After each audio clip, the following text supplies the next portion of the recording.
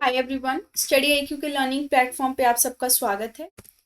आज के लेक्चर में हम लोग हरियाणा के जनवरी 2022 की करंट अफेयर का सेकेंड पार्ट कवर करेंगे। फर्स्ट पार्ट हम ऑलरेडी कवर कर चुके हैं। जिन भी एग्जाम्स में हरियाणा स्पेसिफिक करंट अफेयर पूछा जाता है ये उन सबके लिए रेलिवेंट है। मेरा नाम रवनीत कौर है। शुरू करते हैं आज के लेक्चर को।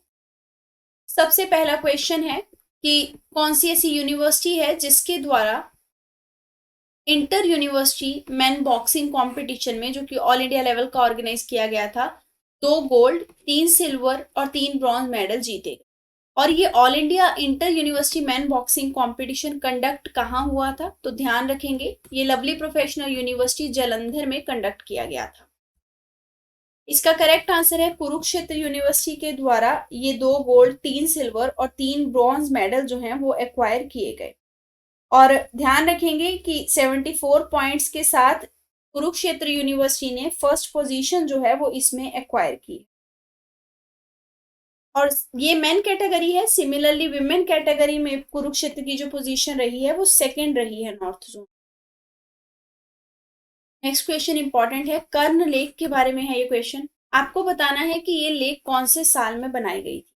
और ध्यान रखेंगे ये लेक 14 एकड़ के एरिया में फैली हुई। आंसर है इसका कंस्ट्रक्शन 1974 में किया गया था। तो बुक कैफे जो है और रीडिवेलपमेंट जो है इस लेक के आसपास वो किया जा रहा है। इसको ब्यूटीफाई भी किया जा रहा है, इसकी वजह से ये न्यूज में थी। और एक चीज और ध्यान रखेंगे कि इसको रेनोवेट और ब्यूटीफाई करने की रिस्पॉन्सिबिलिटी जो है वो Karnal city smart city limited की है, जो कि करनाल स्मार्ट सिटी प्रोजेक्ट्स के डिफरेंट डायमेंशंस को इम्प्लीमेंट कर रही है। इसके अलावा 20 sculptures of warriors of Mahabharata भी इसी लेक के आसपास इंस्टॉल किए जाएंगे और उनकी जो स्टोरी है उसको वहां पे डिस्प्ले किया जाएगा कि किस तरीके से महाभारत में वॉरियर्स जो थे उन्होंने अपने सेक्रीफाइस दिए for the dignity of women.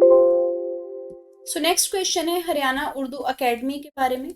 इनके द्वारा ये डिसाइड किया गया है कि 94 ईयर ओल्ड उर्दू प्रोफेसर हिम्मत सिंह सिन्हा जो है वो ऑनर किया जाएगा। आपको बताना है कि ये किस रीजन से बिलोंग करते हैं जिनको कि ऑनर किया जाएगा। इसका करेक्ट आंसर है ये कुरुक्षेत्र से हैं।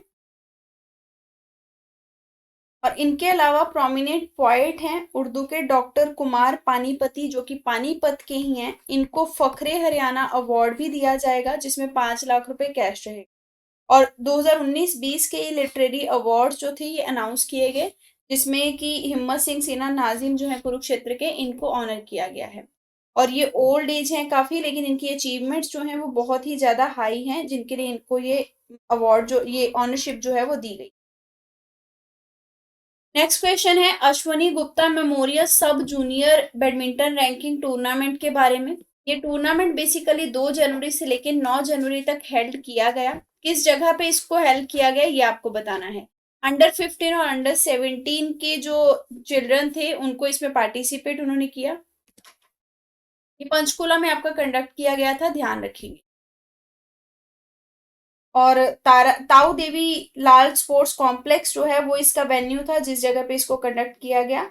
लगभग 880 बॉयज और 550 गर्ल्स ने इसमें पार्टिसिपेट किया। और अगर आपसे ये पूछ लिया जाए कि ये किसके द्वारा कंडक्ट किया गया है, तो स्पोर्ट्स प्रमोशन सोसाइटी जो है उनके द्वारा कंडक्ट किया गया। नेक्स्ट क्वेश्चन है पेरेंट्स के द्वारा चिल्ड्रन की फ्री एजुकेशन अगर प्राइवेट स्कूल में करवानी है तो इनकम सर्टिफिकेट उनको देना पड़ेगा। और ये income certificate Haryana school education act के तहत दिया जाता था। आपको बताना है कि हरियाणा स्कूल एजुकेशन एक्ट का कौन सा सेक्शन है या रूल है जिसके तहत ये इनकम सर्टिफिकेट जमा करवाना होता था। और अब हरियाणा गवर्नमेंट ने एक और चीज मैंडेटरी करी है जिसके तहत ये बोला गया कि जो इनकम सर्टिफिकेट इस रूल के तहत जमा करवाया जाता था उसमें मेंशन की गई इनकम परिवार पहचान पत्र और दूसरे डॉक्यूमेंट्स में मेंशन की गई इनकम के साथ मैच होनी चाहिए और वो मैच की जाएगी। तो आपको बताना है कौन सा रूल है हरियाणा स्कूल एजुकेशन एक्ट का जिसके तहत आप अपने चिल्ड्रन को प्राइवेट स्कूल में फ्री एजुकेशन दिलवा सकते हैं अपना इनकम सर्टिफिकेट जमा कर। आंसर है 134A। ये क्वेश्चन इंपॉर्टेंट है, ध्यान रखेंगे, क्योंकि हरियाणा गवर्नमेंट जो है वो परिवार पहचान पत्र का बहुत अच्छा यूज कर रही है ट्रांसपेरेंसी लाने के लिए, घोस्ट बेनिफिशियरीज को एलिमिनेट करने के लिए, जो कि फर्जी इनकम सर्टिफिकेट बनवा के भी कई बार बेनिफिट लेते हैं और जो रियल बेनिफिशरीज होते हैं वो उससे वंचित रह जाते हैं। नेक्स्ट क्वेश्चन है, हरियाणा गवर्नमेंट के द्वारा स्टेट कमीशन फॉर विमेन के चेयरपर्सन के तौर पर रिसेंटली किनको अपॉइंट किया गया? आंसर है रेणुका ठाकुर जी जो हैं उनको अपॉइंट किया गया है। सॉरी, रेणु भाटिया जो हैं उनको अपॉइंट किया गया है as a chairperson of state commission women. ये एनआईटी फरीदाबाद से बिलोंग करती हैं। और स्टेट विमेन कमीशन जो है इसका मेन जो मोटिव होता है वो होता है विमेन राइट्स को प्रिजर्व करना और विमेन को अवेयरनेस देना कि उनके राइट्स क्या क्या हैं। ध्यान रखेंगे कि इसी लेवल पे same national commission for women भी है जो कि हमारे लिए इम्पोर्टेंट है। इसको सेटअप किया गया था स्टेट्यूटरी बॉडी के तौर पे 92 में under national commission for women act 1990। इसका मेन पर्पस है कॉन्स्टिट्यूशनल लीगल सेफगार्ड विमेन के मेंटेन करना, उनको रिव्यू करना। इसके अलावा जो रेमेडियल लेजिस्लेटिव मेजर लिए जा सकते हैं उनको रिकमेंड करना, ग्रीवेंसेस का रिड्रेसल करना जिससे कि विमेन जो हैं उनके जो भी दुख हैं, उनकी जो भी प्रॉब्लम्स हैं सोसाइटी उनको हैंडल किया जा सके। गवर्नमेंट को डिफरेंट पॉलिसी मैटर्स में सजेशन देना कि गवर्नमेंट किस तरीके से विमेन एम्पावरमेंट को और बूस्ट कर सकती है और विमेन को ग्रो करवा सकती है। So next question no detention policy के बारे में है। आपको बताना है ये पॉलिसी किस एक्ट के साथ रिलेटेड है। तो इसका करेक्ट आंसर है राइट टू एजुकेशन एक्ट के साथ ये पॉलिसी रिलेटेड है। हरियाणा स्पेसिफिक इसलिए इंपॉर्टेंट है क्योंकि हरियाणा गवर्नमेंट के द्वारा एक नोटिफिकेशन इशू किया गया है कि नो डिटेंशन पॉलिसी जो है उसे अबॉलिश कर दिया जाएगा, यानी कि खत्म कर दिया जाएगा। अब ये पॉलिसी है क्या, इसे समझते हैं। इस पॉलिसी के तहत एक्चुअल में होता क्या है, क्लास फर्स्ट से लेके 8th क्लास तक के जो बच्चे रहते हैं उनको फेल नहीं किया जाता। आप इस तरीके से समझ सकते हैं, उनकी कैसी भी लो परफॉर्मेंस रहेगी प्राइमरी स्कूल में उनको उस क्लास को रिपीट नहीं करना पड़ेगा, यानी कि वो पास होते अगली क्लास में चले जाएंगे ताकि वो ड्रॉप आउट नहीं करें, स्कूल नहीं छोड़ें। इससे ये पॉलिसी लाई गई थी। हरियाणा गवर्नमेंट का ये बोलना है कि अब से साल में 2 बोर्ड एग्जाम होंगे फर्स्ट से 8th क्लास के बीच में, एक 5th क्लास का बोर्ड एग्जाम रहेगा, एक 8th का, यानी कि अब नो डिटेंशन पॉलिसी नहीं होगी। अगर बच्चा इस बोर्ड एग्जाम में फेल होता है तो उसे कुछ टाइम, मतलब कुछ 2 महीने का टाइम दिया जाएगा कि वो दोबारा से तैयारी करके दोबारा से एग्जाम में अपियर हो जाए, यानी कि उसे चांस दिया जाएगा एक। लेकिन इस चांस के बावजूद अगर बच्चा फेल हो जाता है तो उसके बाद उसको उसी क्लास में वापस कर दिया जाएगा, यानी कि उसको नेक्स्ट क्लास में नहीं भेजा जाएगा। तो ये जो no detention policy RTI act, right to information act की थी, इसको गवर्नमेंट के द्वारा, हरियाणा गवर्नमेंट के द्वारा एबॉलिश कर दिया गया है। नेक्स्ट क्वेश्चन है, memorandum of understanding government of Haryana कौन सी दूसरी स्टेट गवर्नमेंट के साथ साइन करने जा रही है जिसके तहत आपका आदि बद्री जो डैम है उसको कंस्ट्रक्ट किया जाएगा। इसकी जो टोटल लागत रहेगी वो रहेगी 215.35 करोड़। ये डैम बहुत ही इंपॉर्टेंट है और ये क्वेश्चन भी बहुत इंपॉर्टेंट है। इसका करेक्ट आंसर है हिमाचल प्रदेश के साथ ये मेमोरेंडम ऑफ अंडरस्टैंडिंग जो है ये साइन किया जा रहा है हरियाणा गवर्नमेंट के द्वारा। डैम की अगर बात की जाए तो ये डैम बेसिकली हिमाचल प्रदेश में बनेगा, 31.66 हेक्टेयर के लैंड में बनेगा और वहां पे वाटर को स्टोर करके रखेगा। हरियाणा में भी इसका कुछ हिस्सा रहेगा, 162 हेक्टेयर के आसपास जो है वो हरियाणा में पानी का हिस्सा जो है वो रहेगा। आदिबद्री डैम बनने से सरस्वती रिवर जो है उसके बारे में कहा जा रहा है कि वो रिजुवनेट होगी, यानी कि उसमें साल में पानी का जो फ्लो है वो इंक्रीज हो पाएगा। डैम की हाइट आप ध्यान रख सकते हैं, 20.5 मीटर इसकी हाइट रहेगी। सो आदिबद्री डैम जो है वो सरस्वती रिवर, जिसको कि बोला जा रहा है कि एक्सटिंक्ट हो चुकी है, इसको रिजुवनेट करेगा, रिवाइव करेगा दोबारा से। और ये जो डैम है बेसिकली एशियन टाइम में सरस्वती रिवर जो है उसको एक नई लाइफ देने के साथ साथ आसपास के एरिया को पिलग्रिमेज साइट बनाने में भी मदद करेगा। सो इस प्रोजेक्ट का मेन मकसद हरियाणा गवर्नमेंट के लिए ये भी है कि सरस्वती रिवर जैसे ही रिवाइव होगी वैसे जो ग्राउंड वाटर लेवल है हरियाणा में वो इंक्रीज होगा। इसके पास ही एक लेक बनाई जाएगी जो कि टूरिज्म को भी बूस्ट करेगी। हिमाचल प्रदेश के जो चीफ मिनिस्टर हैं जयराम ठाकुर, उन्होंने ये कहा कि दोनों स्टेट्स में इरिगेशन और ड्रिंकिंग वाटर की जो सप्लाई है वो इसके डैम के कंस्ट्रक्शन से इंक्रीज हो पाएगी। और टूरिज्म का एंगल मैं आपको पहले ही बता चुकी हूँ। फंडिंग की अगर बात की जाए तो इंटायर जो फंडिंग है प्रोजेक्ट की वो हरियाणा गवर्नमेंट के द्वारा अरेंज की जा रही है। सो अगर फंडिंग पूछी जाए आदिबद्री डैम की तो एमओयू के तहत हरियाणा गवर्नमेंट के द्वारा इंटायर फंडिंग की जाएगी। नेक्स्ट क्वेश्चन है, इंडियन ऑयल के द्वारा अपना पहला ट्रायल इंडिया में जो है वो स्टार्ट किया गया और ये जो ट्रायल था ये था Indian oil extra green diesel and green combo lubricant का ट्रायल। आपको बताना है कौन सी जगह से ये ट्रायल शुरू हुआ। आंसर है हरियाणा। सो हरियाणा में जो बल्लभगढ़ बस स्टैंड है वहां पे इस ट्रायल को कंडक्ट किया गया है। मतलब आप ये समझ सकते हैं जो डीजल और ग्रीन कॉम्बो है जो हम यूज करते हैं मतलब व्हीकल्स में, उसकी लुब्रिकेंसी का ये एक फर्स्ट ट्रायल था इंडियन ऑयल के द्वारा, जिसको कि बल्लभगढ़ बस स्टैंड में हरियाणा गवर्नमेंट के द्वारा इनिशिएट किया गया, यानी कि हरियाणा गवर्नमेंट के द्वारा सहयोग किया गया इस ट्रायल के कंडक्ट होने के लिए। और एक चीज आपको और ध्यान रखनी है कि अगर ये वाला नया फ्यूल जो है जिसमें कि ग्रीन डीजल को हम इनकॉर्पोरेट कर रहे हैं अपने व्हीकल्स में, इससे जो फ्यूल इकोनॉमी है वो बहुत ही फायदे में रहेगी और इन्वायरमेंट जो है उसको भी थोड़ा नुकसान कम रहेगा। ये माना जा रहा है कि 5 से 7% का फायदा जो है वो इस नए फ्यूल इकोनॉमी से हो सकता है और इसका ट्रायल कंडक्ट हो चुका है। और ये भी बोला जा रहा है कि ये जो लुब्रिकेंट है बेसिकली ये पोल्यूशन को रिड्यूस करेगा। और कितना पोल्यूशन रिड्यूस करेगा? Approximately 1000 tons of carbon dioxide जो है वो इसका पोल्यूशन इससे खत्म हो सकता है इस ग्रीन डीजल और ग्रीन लुब्रिकेंट से। नेक्स्ट क्वेश्चन है स्टेट इंफॉर्मेशन कमीशन की बिल्डिंग के बारे में, जो कि हरियाणा गवर्नमेंट के द्वारा पंचकुला में बनाएगी। अब आपको ये बताना है कि इस बिल्डिंग का नाम कौन सी महान पर्सनैलिटी के नाम पे रखा गया। तो इसका करेक्ट आंसर है नेताजी सुभाष चंद्र बोस। 23 जनवरी 2022 को हमने 125th birth anniversary Netaji Subhash Chandra Bose की जो है वो मनाई है। और इसी मौके पे हरियाणा गवर्नमेंट के द्वारा स्टेट इंफॉर्मेशन कमीशन पंचकुला की बिल्डिंग का नाम बदल के नेताजी सुभाष चंद्र बोस के नाम पे रखा गया। इस स्टेट इंफॉर्मेशन कमीशन की जो एस्टिमेटेड कॉस्ट रही है वो रही है 36.49 करोड़, इस बिल्डिंग को बनाने की लागत रही है। और हम हर बार नेताजी सुभाष चंद्र जी का जो बर्थडे है उसे पराक्रम दिवस के रूप में सेलिब्रेट करते हैं, ये चीज भी आपको ध्यान रखनी है। नेक्स्ट क्वेश्चन है हरियाणा चीफ मिनिस्टर के द्वारा एक चीज तय की गई है कि एडवेंचर स्पोर्ट्स जो हैं उनकी एक्टिविटीज को स्टेट में इंक्रीज करने के लिए जो यंगस्टर्स हैं स्टेट के उनको ट्रेनिंग दी जाएगी, ठीक है। और हर साल ये ट्रेनिंग कुछ चुनिंदा यंगस्टर्स को दी जाएगी ताकि वो एम्प्लॉयमेंट भी हासिल कर सकें। तो आपको बताना है हर साल कितने यंगस्टर्स रहेंगे स्टेट में से जिनको कि एडवेंचर स्पोर्ट्स की एक्टिविटी में ट्रेन किया जाएगा। सो इससे उनको एम्प्लॉयमेंट मिलेगा, टूरिज्म बूस्ट होगा। इसका करेक्ट आंसर है 1000। तो ये जो स्कीम है ये बहुत ही अच्छी है। एक training programme recently Haryana government के द्वारा कंडक्ट किया गया जिसका नाम था युवा उद्यमी, और ये हरियाणा के यूथ अफेयर डिपार्टमेंट के द्वारा कंडक्ट किया गया। इसी टाइम पे ये चीज देखी गई कि किस तरीके से हरियाणा स्पोर्ट्स अब बन रहा है, तो हम स्पोर्ट्स को ही यूज कर सकते हैं एम्प्लॉयमेंट के नए नए वेंचर खोलने के लिए।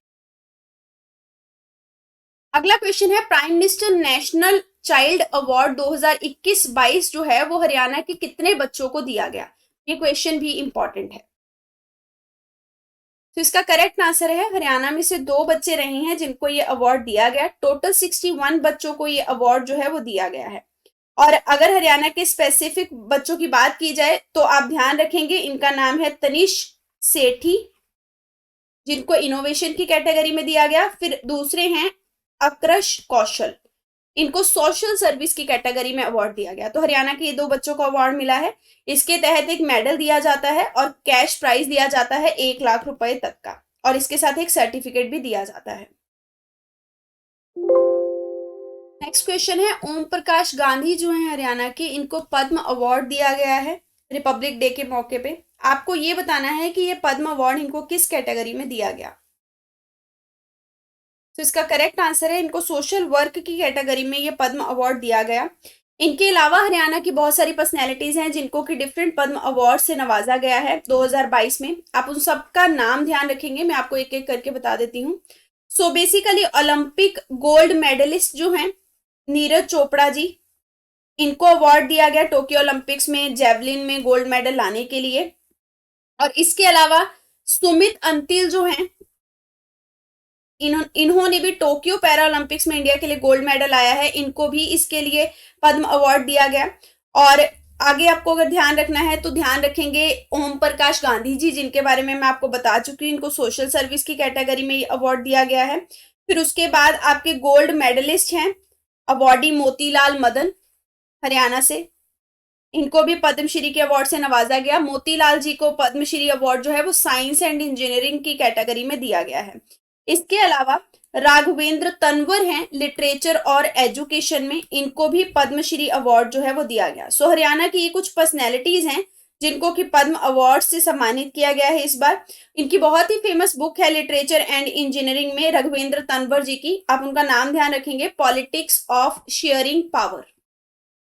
तो ये किताब बहुत प्री पार्टीशन पंजाब के बारे में बताती है। इनकी इस रचना की वजह से इनको ये अवार्ड जो है पद्म श्री का वो दिया गया है। सो ये कुछ अवार्ड्स जो है हरियाणा स्पेसिफिक पर्सनैलिटीज के, ये आपको ध्यान रखने हैं। हो सकता है आगे इससे अगले मंथ में मैं आपको इसमें से एक क्वेश्चन फ्रेम करके दूं, तो आप इन सबका नाम और कौन कौन सी कैटेगरी में अवार्ड मिला ये सब ध्यान रखेंगे। नेक्स्ट क्वेश्चन है, हरियाणा के कितने पुलिस ऑफिसर हैं जिनको कि प्रेसिडेंट पुलिस मेडल के लिए सिलेक्ट किया गया फॉर द डिस्टिंग्विश सर्विस, और पुलिस मेडल मेरिटोरियस सर्विस के लिए दिया जाता है। सो मेरिटोरियस और डिस्टिंग्विश सर्विस के लिए हरियाणा के कितने पुलिस अधिकारियों को सम्मानित किया गया? आंसर है 14। तो 14 जो है हरियाणा के उनको मिला है। स्पेसिफिकली पंचकुला के जो पुलिस ऑफिशियल हैं वो इसमें ज्यादा है। नेक्स्ट क्वेश्चन है, national highway for electric vehicles जो है उसका इनॉग्रेशन किया गया हरियाणा में, जो कि इंडिया का largest electric vehicle charging station होगा। ये बहुत ही इंपॉर्टेंट इंफॉर्मेशन है। सो आपको बताना है हरियाणा की किस जगह पे इसका इनॉग्रेशन जो है वो किया गया है। गुरुग्राम में इसका इनॉग्रेशन हुआ है। अगर क्वेश्चन ऐसे आ जाए कि गुरुग्राम में क्या चीज इंडिया की लार्जेस्ट बनी है, तो इलेक्ट्रिक व्हीकल चार्जिंग स्टेशन जो है वो सबसे ज्यादा बना है। ये smart electric vehicle charging station जो है इसमें 100 चार्जिंग पॉइंट्स डेवलप किए गए हैं। गुरुग्राम में ये बनने से पहले सबसे बड़ा चार्जिंग स्टेशन इलेक्ट्रिक व्हीकल का इंडिया में जो था वो नवी मुंबई में था, लेकिन अब ये कहाँ आ गया है, अब ये गुरुग्राम में आ चुका है। नेक्स्ट क्वेश्चन है, हरियाणा की कौन सी ऐसी पर्सनैलिटी है जो कि यंगेस्ट इंडियन प्लेयर बन चुकी हैं जिन्होंने कि सुपर 100 टूर्नामेंट जीता है? किस कैटेगरी में? Bye winning the single women title at Odisha open badminton tournament. तो इस टाइटल में इन्होंने ये जीत के खुद को यंगेस्ट इंडियन प्लेयर बनाया है। आंसर है उन्नति हुड्डा। 14 साल की हैं ये, सिर्फ हरियाणा से हैं। तो आप देख सकते हैं स्पोर्ट्स की कैटेगरी में हरियाणा बहुत ही अच्छा परफॉर्म कर रहा है और बहुत अच्छा स्कोप है स्पोर्ट्स की कैटेगरी में। तो इन्होंने ये ओडिशा ओपन बैडमिंटन टूर्नामेंट जीता और खुद को ये जो दर्जा है इन्होंने हासिल करवाया। और एक चीज और आपको ध्यान रखनी है, टूर्नामेंट के दौरान ये टूर्नामेंट ऑर्गेनाइज किसके द्वारा कराया गया? ये tournament badminton association of India के द्वारा कंडक्ट करवाया गया है। और बैडमिंटन वर्ल्ड फेडरेशन जो है उसने इसमें सहयोग दिया था बैडमिंटन एसोसिएशन ऑफ इंडिया का। एक चीज और, कटक डिस्ट्रिक्ट जो है उड़ीसा का, वहां पे जवाहरलाल नेहरू इंडोर स्टेडियम है, वहां पे ये कंडक्ट हुआ था। क्योंकि देखिए हरियाणा की प्लेयर जीती हैं तो इसलिए हमारे लिए एक एक इन्फॉर्मेशन इस टूर्नामेंट की जो है वो इंपॉर्टेंट है। इस टूर्नामेंट की जो टोटल प्राइज मनी थी या प्राइज पूल था वो था $75,000। नेक्स्ट क्वेश्चन है, रैपिड रेल कॉरिडोर जो है वो दिल्ली वाया बहादुरगढ़ बनाया जाएगा और ये जल्द ही हरियाणा के साथ कनेक्ट होगा जाके। सो दिल्ली वाया बहादुरगढ़ से जाते हुए ये आपका कॉरिडोर सांपला जाएगा और फिर वहां से हरियाणा की कौन सी जगह को कनेक्ट करेगा ये आपको बताना है। आंसर है रोहतक। तो ये जो रेल कॉरिडोर है दिल्ली और हरियाणा के बीच में बनेगा। स्पेसिफिक जगह आपको ध्यान रखनी है हरियाणा की, रोहतक, ठीक है। मतलब बहादुरगढ़ से होते हुए दिल्ली, फिर आगे संपला को कनेक्ट करेगा, उसके बाद रोहतक को कनेक्ट करेगा। नेक्स्ट क्वेश्चन है आपका पट्टी कल्याण विलेज के बारे में, ये न्यूज में था। तो कौन से डिस्ट्रिक्ट में हरियाणा के गांव लोकेटेड है ये आपको बताना है। आंसर है पानीपत। अब ये न्यूज में गांव क्यों था इसको ध्यान रखना है आपको। सिल्वर कॉइन्स जो हैं वो यहाँ पे एक टेम्पल कंस्ट्रक्शन की साइट है स्मालखा में, पानीपत में, वहां पे सिल्वर कॉइन्स जो है एंशियंट टाइम के वो लोकेट किए गए हैं। और सबसे इंपॉर्टेंट चीज है कि ये सिल्वर कॉइन पहली बार नहीं बल्कि लगातार दूसरी बार 10 दिनों में यहाँ मिले हैं।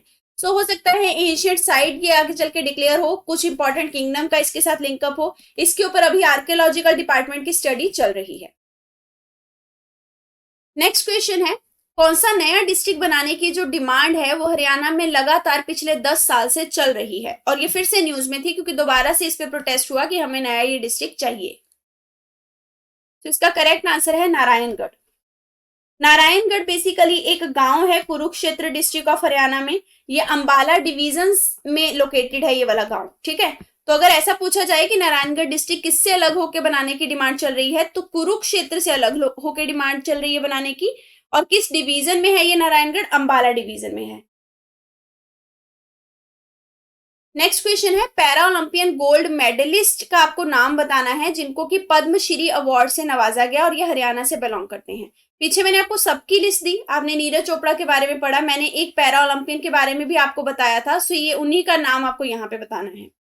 बहुत सिंपल क्वेश्चन है ये। सुमित अंतिल जो है इनको पद्मश्री अवार्ड से नवाजा गया है और ये करंटली एशियन गेम्स जो कि चाइना में होने जा रही हैं उनके लिए प्रिपरेशन कर रहे हैं। यहाँ पे आप देख सकते हैं सोनीपत से हैं ये, बेसिकली इनको पद्मश्री अवार्ड दिया गया। ये बहुत ही अच्छी इंस्पिरेशन जो है वो हरियाणा के यंगस्टर्स के लिए, इवन पूरे देश के यंगस्टर्स के लिए दिखाते हैं। और इनके अलावा मैं आपको बता चुकी हूँ गोल्ड मेडलिस्ट नीरज चोपड़ा जो हैं उनको भी सिलेक्ट किया गया पद्मश्री अवार्ड के लिए।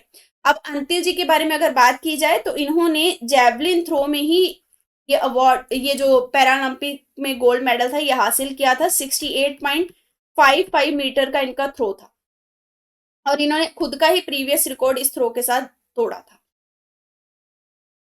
नेक्स्ट क्वेश्चन हरियाणा के जो झांकी थी रिपब्लिक डे में उसके बारे में है। सो हरियाणा की झांकी में हरियाणा की स्टेट गवर्नमेंट के द्वारा एक पर्टिकुलर कल्चर जो था हरियाणा को उसे शोकेस किया गया। उसके रिगार्डिंग हरियाणा की गवर्नमेंट कौन सी प्रोएक्टिव पॉलिसीज लेके आ रही है उसको दिखाया गया। सो कौन सी ऐसी पर्टिकुलर कल्चर को झांकी में शो किया गया है ये आपको बताना है। इसका करेक्ट आंसर है स्पोर्ट्स। तो देखिए कितने भी क्वेश्चन हम करते आ रहे हैं पिछले कुछ टाइम से, तो आपने देखा होगा स्पोर्ट्स के क्वेश्चन मैक्सिमम होते हैं हरियाणा से। हरियाणा गवर्नमेंट स्पोर्ट्स के लिए कुछ प्रो एक्टिवनेस भी लेके आ रही है। तो ये पॉलिसीज डिफरेंट आ रही हैं, तैयार की जा रही हैं ताकि ज्यादा से ज्यादा हरियाणा के लोग इस एक्टिविटी में एंगेज हो सकें। तो झांकी पे भी इसी कल्चर को प्रमोट किया गया। 73rd रिपब्लिक डे जो है वो हम लोगों ने सेलिब्रेट किया है इस बार, ये भी आपको ध्यान रखना है। और अगर स्पोर्ट्स में हरियाणा की बात की जाए तो पूरे इंडिया में स्पोर्ट्स में हरियाणा नंबर 1 पे है। जोग्राफिकल एरिया केवल 1.3% है, पॉपुलेशन केवल 2.09% है, लेकिन फिर भी हरियाणा जो है वो स्पोर्ट्स में बहुत ही अच्छा जो है हासिल कर रहा है। इवन ओलंपिक गेम्स में भी जो सबसे ज्यादा मेडल आए हैं वो हरियाणा के ही स्टेट से आए हैं। नेक्स्ट क्वेश्चन है तनीषा सेठी जी के बारे में। ये इकलौती स्टूडेंट है हरियाणा की जो कि उस लिस्ट में नॉमिनेट की गई हैं जिसके तहत स्टूडेंट्स को फैसिलिटेट किया जाएगा by the prime minister of India. तो आपको बताना है कि ये कौन से पर्टिकुलर डिस्ट्रिक्ट से बिलोंग करती हैं। करेक्ट आंसर है ये सिरसा से बिलोंग करती हैं। इनको फेलिसिटेट किया जाएगा by the prime minister of India. और ये फेलिसिटेशन इनको क्यों दिया जा रहा है ये आपको ध्यान रखना है। इन्होंने सेंट्रल गवर्नमेंट के एक ऑनलाइन क्विज में पार्टिसिपेट किया था और इसी के साथ इन्होंने एक एप्लीकेशन डेवलप की है जिसका नाम है लैंग्वेज ट्रांसलेशन ऐप। तो इनोवेशन की कैटेगरी आप मान सकते हैं। लैंग्वेज ट्रांसलेशन की जो ऐप है इसके में एक क्वालिटी है कि ये ऐप जो है वो ऑक्सीजन क्राइसिस जो कंट्री में चल रहा है उसको बहुत ही अच्छे पैमाने में आपको समझाने में मदद करेगी। सो अगर क्वेश्चन आ जाए कि लैंग्वेज ट्रांसलेशन ऐप जिसके लिए तनीष सेठी जी को फेलिसिटेट किया गया प्राइम मिनिस्टर के द्वारा, ये क्या करती है, तो ये बेसिकली ऑक्सीजन क्राइसिस जो है उसको अंडरस्टैंड करने के लिए मदद करती है। इसी के साथ हमारा ये लेक्चर खत्म होता है। अगर आपकी कोई क्वेरी है तो आप इन कॉन्टेक्ट नंबर्स पे कॉन्टेक्ट कर सकते हैं। पढ़ते रहिए। All the best. Thank you very much.